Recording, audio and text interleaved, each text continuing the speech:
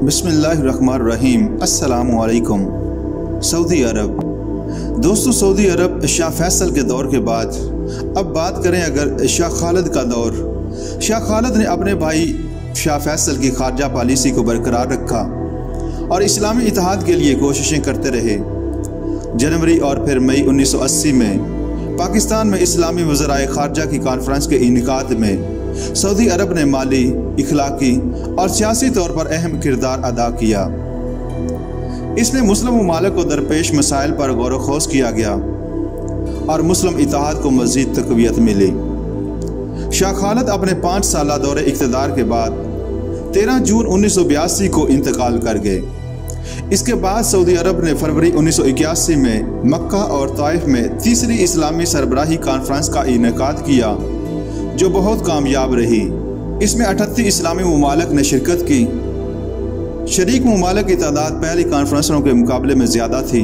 शाह खालिद के बाद इनके भाई शाह फहद 1982 में बरसर इक़्तिदार आए। शाह फहद के अहद में सऊदी अरब में वसी पैमाने पर तरक्याती काम पाया तकमील को पहुँचे, जबकि बैरूनी ममालिक के साथ भी तल्लुकात मुस्तहकम हुए। ईरान इराक जंग 1980-88 में दीगर अरब ममालिक की तरह सऊदी अरब ने भी इराक का साथ दिया। जब 1990 में इराक ने कुवैत पर कब्जा कर लिया तो सऊदी अरब ने इराक के इस जारहाना इक़दाम की न सिर्फ शदीद मज़म्मत की बल्कि कुवैत की हमायत में इत्तेहादियों के साथ तावन भी किया। खलीज की इस जंग के बाद सऊदी अरब को इस वक्त शदीद इक़्तिसादी मुश्किलात का सामना करना पड़ा, जब 1993 में अमेरिका ने खलीज की जंग का खर्च सऊदी अरब और कुवैत से तलब कर लिया। सऊदी अरब $51 बिलियन के जंगी खर्च की अदायगी पर मजबूर हुआ, जिससे मुल्क की माशी हालत शदीद नुकसान से दोचार हुई। जंगी अखराजात की अदायगी और तेल की कीमतों में अदम तवाज़ुन ने सऊदी अरब को फलाही और दिफाई अखराजात में कमी करने और बैनुल-अक़वामी बैंकों से कर्ज लेने पर मजबूर कर दिया। हालांकि सऊदी अरब माशी लिहाज से इस कदर मजबूत मुल्क रहा कि इसने 1975 से 1987 तक दीगर ममालिक को 148 अरब रियाल की इमदाद मुहैया की, जबकि सऊदी अरब फंड बराए डेवलपमेंट प्रोग्राम के तहत 1975 से 1992 के दौरान 60 मुल्कों को भारी कर्जा और इमदाद फराहम की गई। लेकिन खलीजी जंग, मुल्क में अमरीकी अफवाज के क़याम और वहाँ अमरीकी अड्डों के कायम होने से सऊदी अरब की माईशत नाकाबिल तलाफ़ी नुकसान से दोचार हुई। जदीद दौर में भी चाहे इराक व अफ़गानिस्तान पर अमरीकी हमले की बात थी या लिबनान पर खाना जंगी की सूरत हाल थी, सऊदी अरब की तमाम तर हमदर्दियाँ इराक और लिबनान के साथ हैं। इसी मकसद के लिए इसने 2006-2007 में OIC का हंगामी इजलास भी बुलाया, ताकि अगर इन ममालिक के लिए कुछ नहीं किया जा सकता तो मजलूम अवाम के साथ हमदर्दी का इजहार तो किया जा सकता है। सऊदी अरब में आमदन का सबसे बड़ा वसीला तेल है। तेल 1930 के अशरे में दरियाफ्त हुआ, लेकिन मईशत पर इसके असरात 1950 के बाद ज़ाहिर होना शुरू हुए।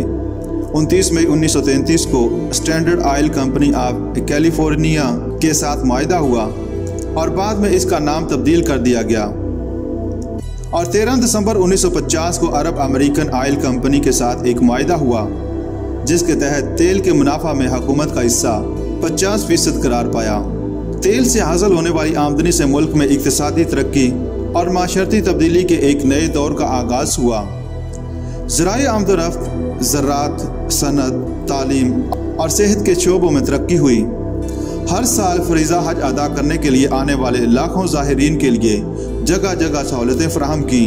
खुश्क तबी माहौल के इस रकबे में ज़राअत बहुत ही महदूद पैमाने पर होती है। इसका अंदाज़ा आप इस अमर से लगा सकते हैं कि कुल रकबे का 1% से कम रकबा ज़ेरे काश्त है। काश्तकारी नखलिस्तान में होती है, जहाँ ज़ेरे ज़मीन पानी मुयस्सर है। आबादी का 1/4 हिस्सा काश्तकारी और रायाना तर्ज ज़िंदगी से वाबस्ता है। सऊदी अरब की अहम इजनास में गंदम, खजूर, ज्वार, फल और तरकारियाँ हैं। 1958 के बाद मुल्क में ज़री तरक्की के लिए मनसूबे बनाए गए। आबाशी के लिए मुख्तलिफ मकामात पर बंद तामीर किए गए। जदीद नखलिस्तान वजूद में आए। ज़री नौ आबादियों में खाना बदोशी, बद्दू बसाए गए, लेकिन अब टेक्नोलॉजी की बदौलत आपको हर तरफ सब्ज़ा ही सब्ज़ा नज़र आएगा और ये मुल्क किसी हद तक ज़री पैदावार में खुद कफील हो चुका है। मादनी ज़ख़ीरों में सबसे ज़्यादा अहमियत तेल की है। दुनिया में तेल के मालूम शुदा ज़ख़ीरों का 1/4 सऊदी अरब में पाया जाता है। कौमी आमदनी का 85% तेल और तेल की अशिया से हासिल होता है। तेल के ज़ख़ीरे मुल्क के मशरक़ी इलाके में पाए जाते हैं जो खलीज फारस से मुल्हिक हैं।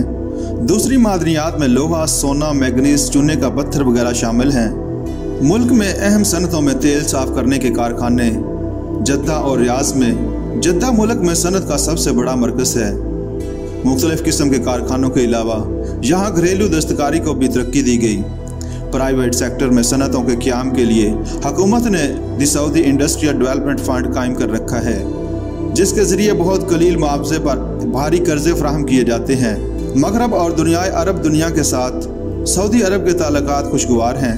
अरब और इस्लामी दुनिया के साथ ताल्लुकात बरादराना असूलों पर कायम हैं और खित्ते में इसको कदर की निगाह से देखा जाता है।